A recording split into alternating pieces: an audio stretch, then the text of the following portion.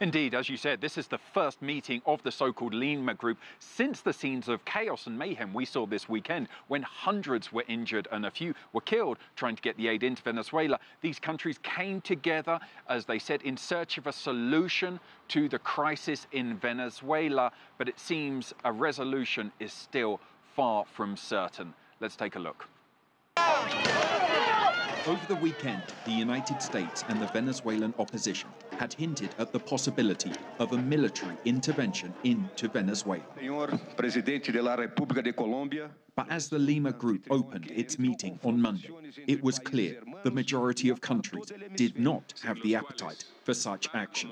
Colombia, Peru, Mexico, and others made clear they did not want to see war. They all appealed for a negotiated, peaceful settlement to Venezuela's crisis. The use of force in any form is unacceptable. The use of force is not the solution for what is occurring in Venezuela. The group was united in its condemnation of the government of Venezuela and blamed President Nicolas Maduro for the violence on Saturday, as aid trucks were prevented from entering Venezuela and crowds battled with the police. U.S. Vice President Mike Pence traveled to Bogota, Colombia for the meeting and insisted all options are on the table to remove Maduro.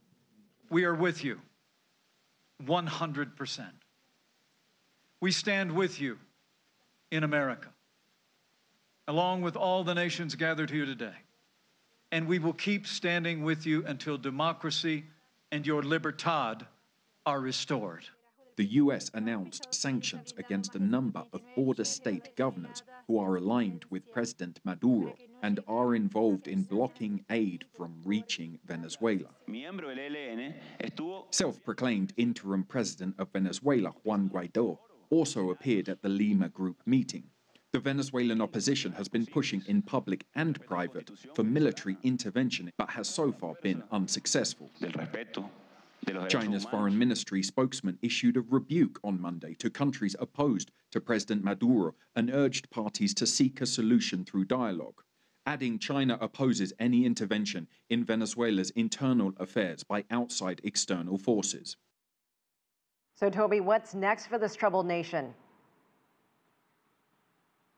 Well, the next flashpoint could indeed be the return of Juan Guaido from Colombia back to Venezuela. He said today that he planned to go back to his home country sometime this week. At the same time, various ministers from the Lima group, including Colombia, said that they had credible reports of threats against Guaido and his family, and they made clear that the responsibility for the safety of Juan Guaido and his family was squarely in the hands of President Nicolas Maduro. Elaine? All right, Toby Muse live for us in Bogota.